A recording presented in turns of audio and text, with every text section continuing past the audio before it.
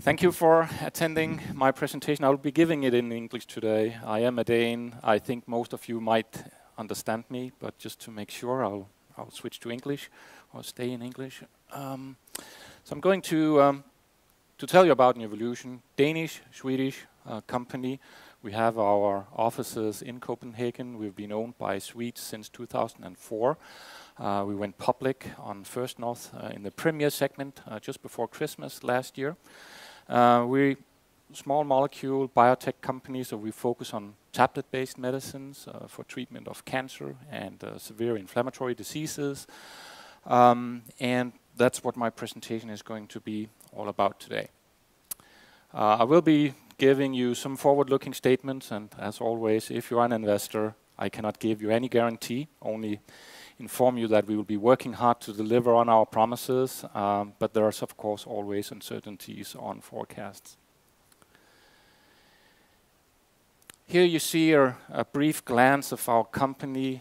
We are today 42 employees based in Copenhagen, and we've developed what we think is a revolutionary way of doing small molecule drug discovery, so searching for tablet-based medicines. And I'll tell you about how the platform works in one of the next couple of slides. We've used the platform over a number of years in partnerships with Big Pharma. We've executed 15 deals over the years, generated quite some revenues, 400 million Swedish kronor, and that has allowed us to operate the company for many years at break-even.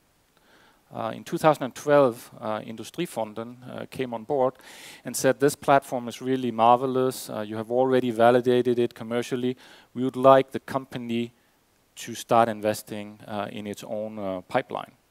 So that started in 2013. Industrifonden came on board in 2012.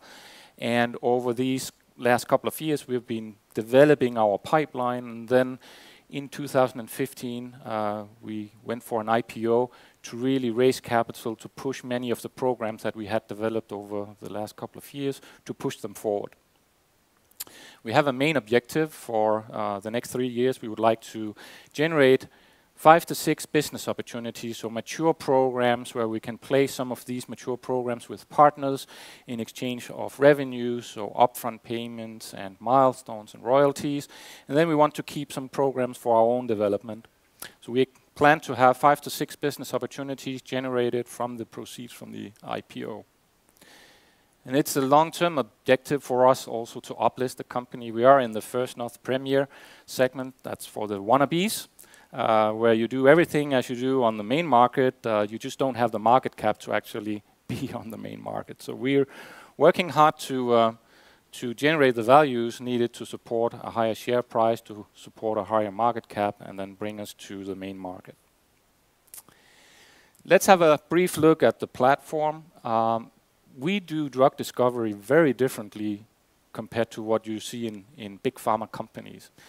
In companies like AstraZeneca, Merck, Novartis, GSK, whenever they start a new program, they look for some of the test compounds they already have in their freezers to see if some of these compounds have some of the right properties that they are looking for when they want to discover a new medicine.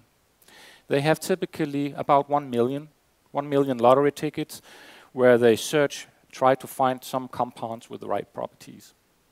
Now, we do it very differently, and we can do that because the screening that we conduct is a very different one. So we are able to generate molecules where all the molecules becomes attached to a piece of DNA. So this is a DNA strand. This functions as a barcode.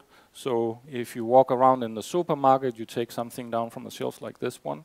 It has a barcode. You can go to a barcode reader, and then the computer will tell you what you have in your hand, what the brand is, and what the price is. Our system works similarly. So when we sequence the DNA, then we get the structure of this test compound, the potential future medicine. This allows us to work with mixtures of compounds. So instead of testing methodically each and every molecule, we can simply mix them together such that we get a very complex mixture. This can be billions of molecules compared to the millions they use in big pharma. We use billions, so 1,000 times as many. We take a disease target. So this could be, for example, a cancer target, where the cancer cells are very dependent on this target to sustain growth and also to expand. So if we could block this target, then maybe we could cure the cancer. So what we do is we take a sample from our library, we contact it with the drug target, allow the two to be together, and then few molecules amongst the 1 billion will bind to the target. Most of the molecules will not. And those that do not bind to the target can be washed away, and those that do bind to the target can be isolated. But I'm sure you can imagine that if, say, 99.999 something is not active and only 0.001 is active, then you need to do a lot of washing. So in this screening procedure, you end up with only trace amounts of material out here when you have your screening output. And that's where the DNA is important, because as you know, if you are a forensic medicine, a police detective, all you need is a piece of hair or a blood stain, then you can tell who was in the crime scene. That works the same way for us. We just need small amounts of DNA, we sequence it, and then we get information about what are the active molecules. So this allows us to screen very efficiently many more molecules than you can normally do. It allows us to increase our chances of finding something at all, and it gives us much more information when we want to optimize the first compounds identified towards the future medicines.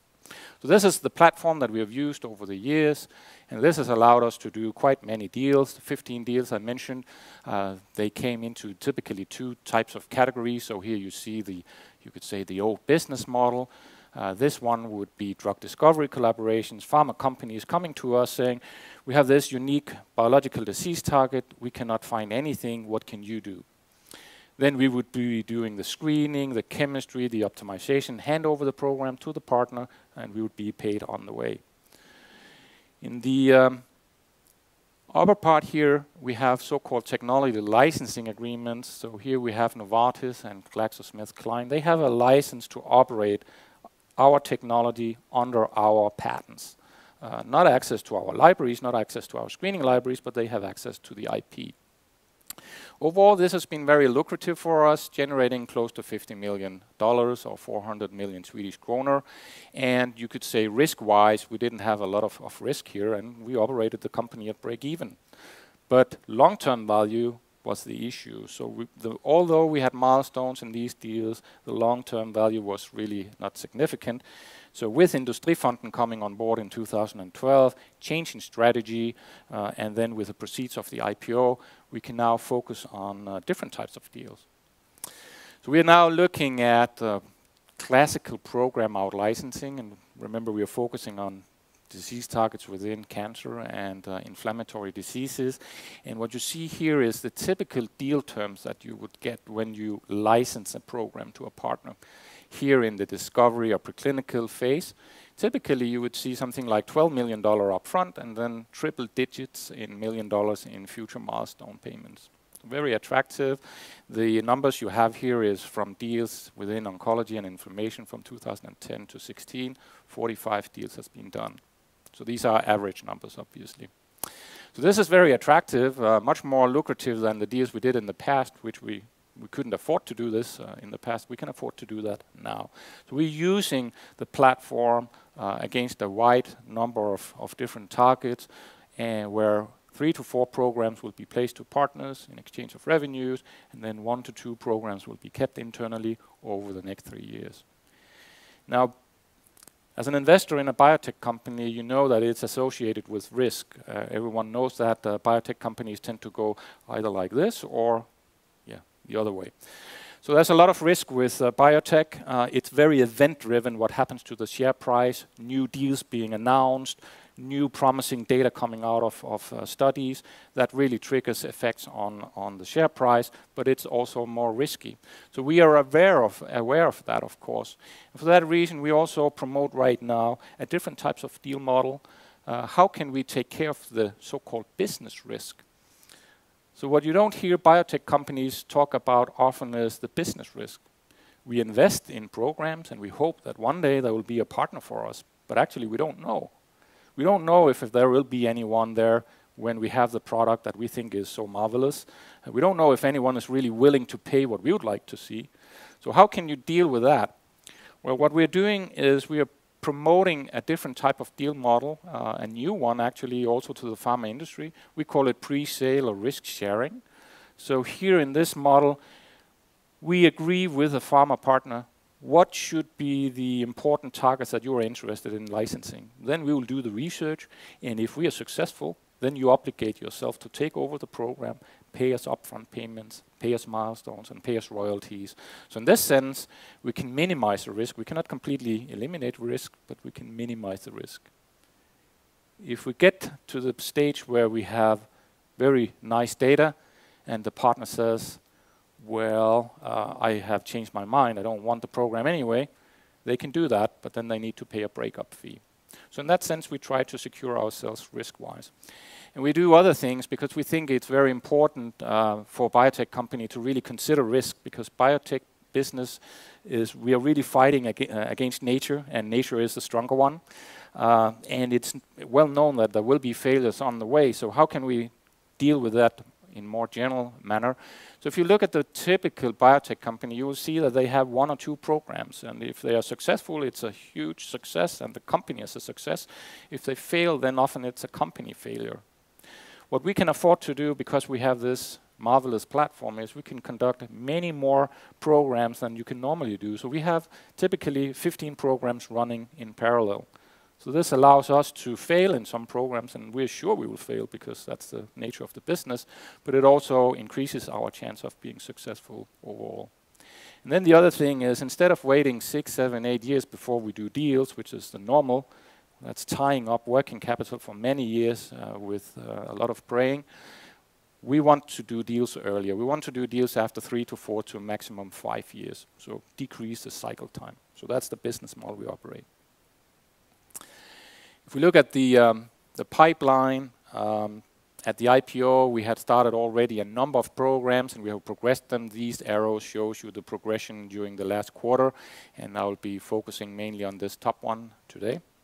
And all the programs are within cancer and inflammatory diseases. So looking at inflammation, normally we are very happy that we have the immune system because it defends us against intruders, bacteria and virus infections, etc. But sometimes the immune system goes berserk, and then it attacks our own tissue. And when that happens, then we can get all kinds of different symptoms like psoriasis, rheumatoid arthritis, multiple sclerosis, and other things. And many of these diseases are really driven by a cellular pathway that we have depicted here. So you have these naive cells that mature into these active cells, and then they secrete certain chemicals that then calls in other cells, and then you have the inflammatory process running. And this pathway has already been validated. Already today, we have very good medicines, actually. We have antibodies that can take out this IL-17 or this IL-23. But they are very expensive medicines. If you have psoriasis, the first month of treatment will cost the authorities typically about 50,000 Swedish kronor. And then following that, it's about 11,000 Swedish kronor per month. The good thing about this is it works. It works very well, actually. So how can you improve this? Well, the antibodies, first of all, they're very expensive, but also they are provided as injectables. So you need to have it injected. And then if you are the physician, the doctor, then the doctor is faced with these antibodies having a very long half-life, typically a month. So this means that this part of a patient's immune system is shut down for an extended period of time. So if you get an infection, you don't have your own immune system, you need to be hospitalized, you need to be monitored. So how can you change that? Well, what we have come up with is a small molecule, so this can be a tablet-based medicine instead of an injectable. It can block these red cells such that they don't mature into the green ones, and they also block the green ones such that they don't produce these chemicals that calls in the rest of the immune system. And the small molecules have a significantly lower cost of production, so there's an opportunity for the owner of the program to price the medicine differently. And then finally, small molecules typically have a significantly shorter half-life. So instead of having a full month of half-life, then typically we're talking about 12, 15 hours. So it means if you get an infection, you can be taken off the medicine, your immune system can get up and running again, and then when you're out of your infection, you can get the medicine back on again. And we've matured this program quite significantly. We are at the candidate stage, and if everything goes well, then we hope to dose humans during 2017.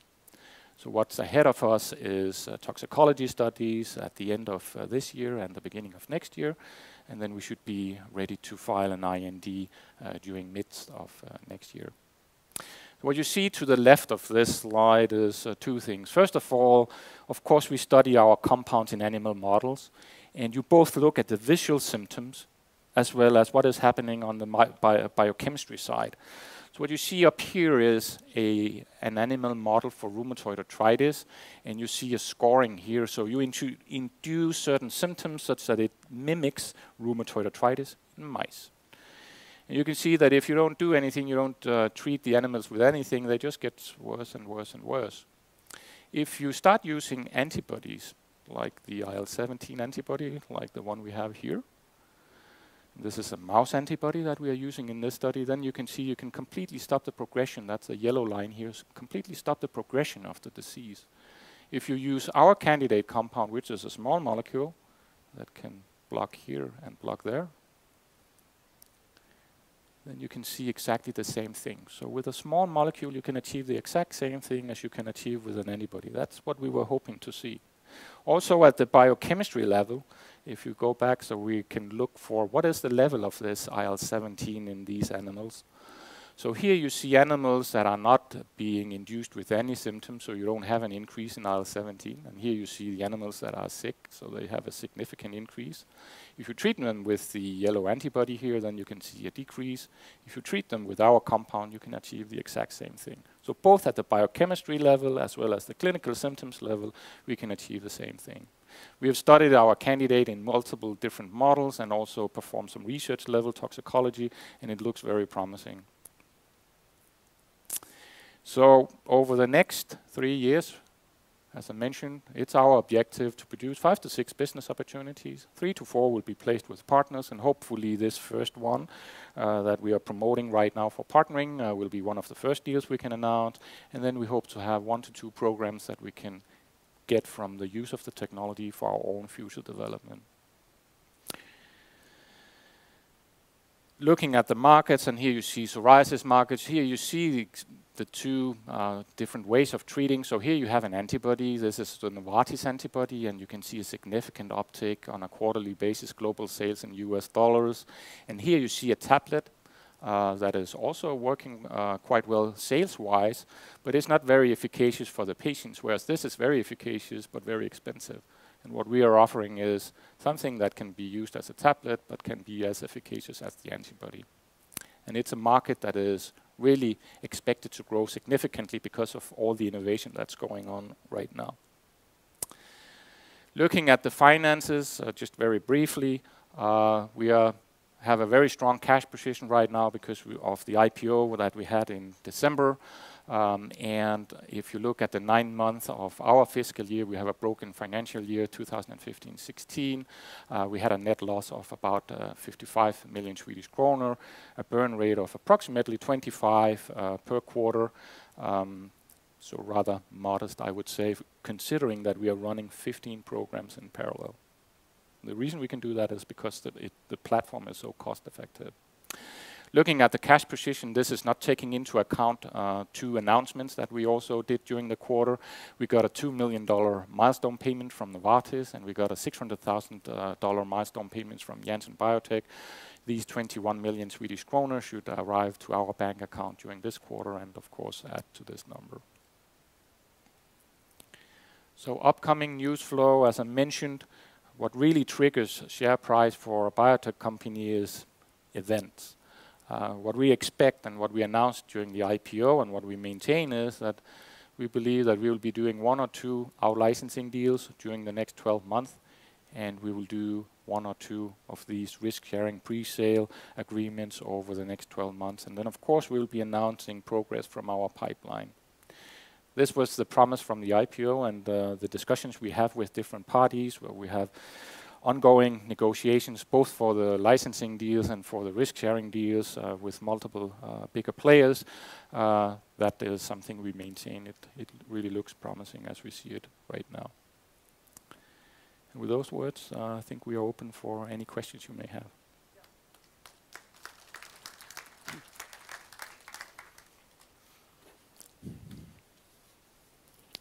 How about your speaking and understanding Swedish? I understand you. You understand Swedish? I think so. But you prefer to talk English and not Danish? You can try Swedish, and then if I look like a question mark, then... All right. I think it would be a bit easier for the public here. Yeah, please do so. Kan du med några få meningar beskriva vad ni gör? In terms of the platform, or? Yeah. Yes, so I mean, if you have the typical biotech company, if we sort of, it's more easy to understand if you compare. If you take the typical biotech company, you may have a professor working at a university. He has some ideas for maybe this could be used for a certain treatment of a certain disease. That's how those companies start. And then they end up having 1 or 2 programs, and they have some seed capital, and then they invest and they progress, and then they need more money, and then they progress a little bit more, and it sort of keeps on going. So that's more like you could say the classical biotech company, and they don't have really a platform that can continuously feed a pipeline. What we have with our screening method is, you could say, an engine that can continuously feed our pipeline with new programs. So it's a machinery for feeding a discovery pipeline for potential new medicines, if I should put it in very few words.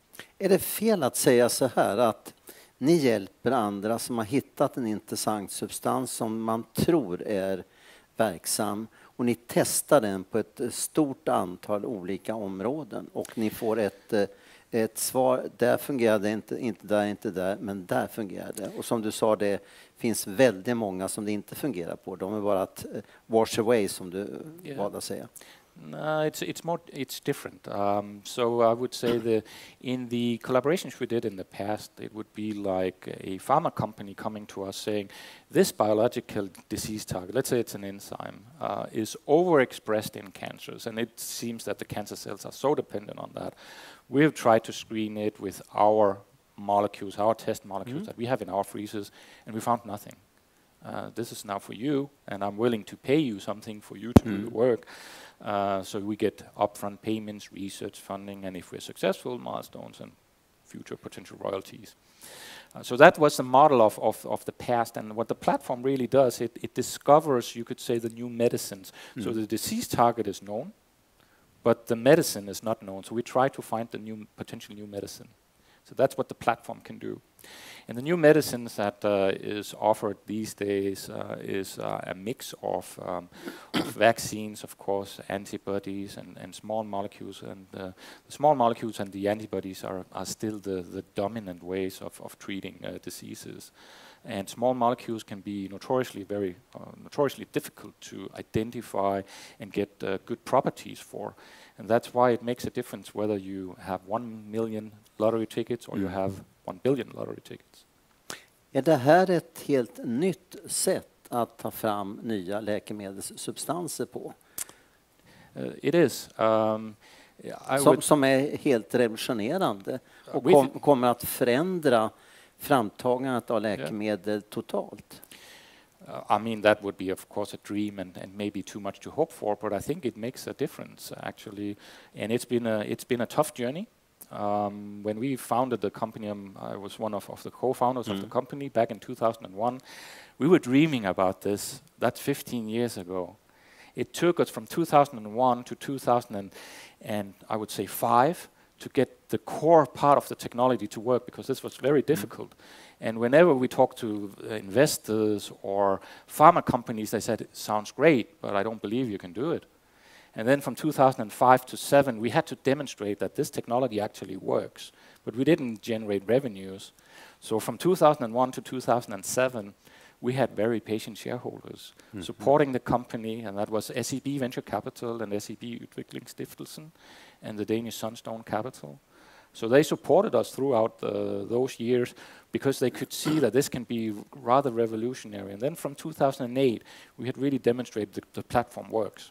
And then we could really start the commercialization of the platform, and have been doing that very successfully from 2008 and forward until Industrifonden came on board and said, looks great.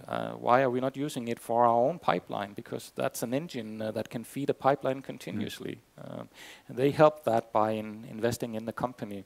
And that allowed us then from 2013 to 15 to, you could say, build the core part of the initial pipeline. And then the IPO is now allowing us to push it. So I would say I'm, as a VD of the company, I'm living a dream. This is what I hoped for back in 2001, and it's happening. Will it change the way we identify medicines in general? I think it certainly changes quite a bit. We do see that pharma companies have really opened their eyes for the platform. We have, I think, every month new companies approaching us, asking if we can enter into collaborations. But right now we have most of our focus on our own pipeline. Jag var inne på förut att det här är ett nytt sätt att ta fram läkemedelssubstanser på. Är det så pass överlägset det här att man mer eller mindre i framtiden blir tvingad att använda er från merparten av de stora läkemedelsföretagen? Yeah, I mean, I think in general you could say that the pharma industry is like a big ship, a tanker. So it's a container ship. It moves very slowly but steadily, and it changes its direction very slowly. If you look at the antibody area, antibodies came up in the early 90s, and everyone said that will never become medicines. You cannot use antibodies for medicines.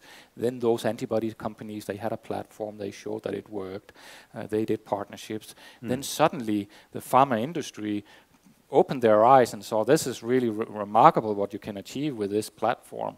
And then they started to buy the antibody companies that had established themselves during the late 90s and early 2000s.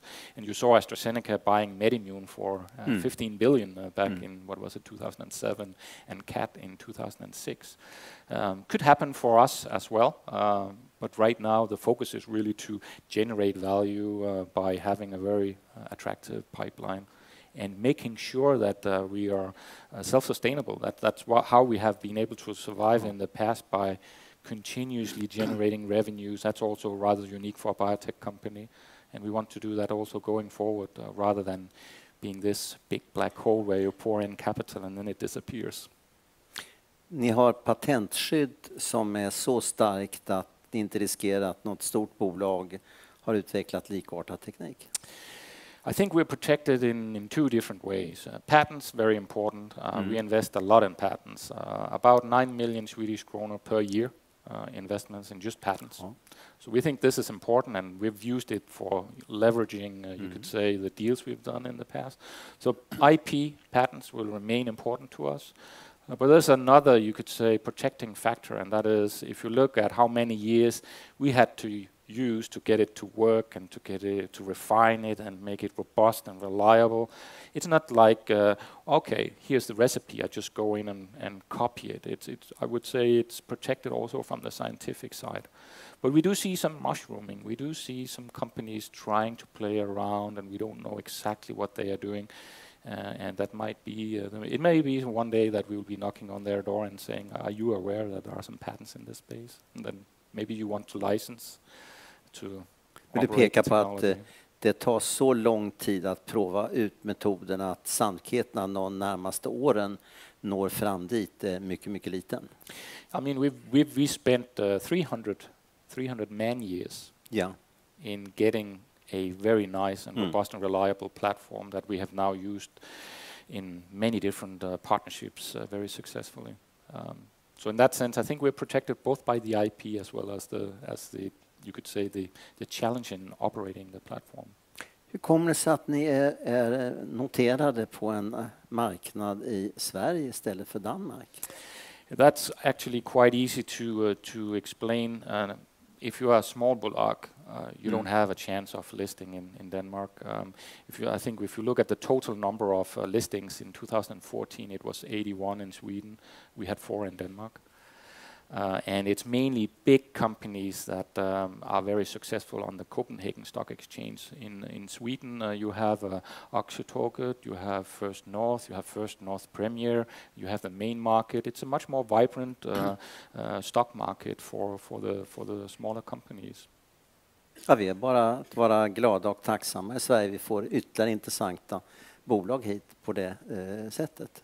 Yeah, but I mean, it's been a close collaboration. I mean, our shareholders has been Swedish since 2004 with SEB coming on board and Industrifonden in 2012. So even though we have our offices in Denmark, I think we are as much Swedish as we are Danish. I'm a Dane, but I mean, we are here as often as we are almost in Denmark. Stort tack för att du kom. Many thanks. Thanks for your attention. Tack. Tack.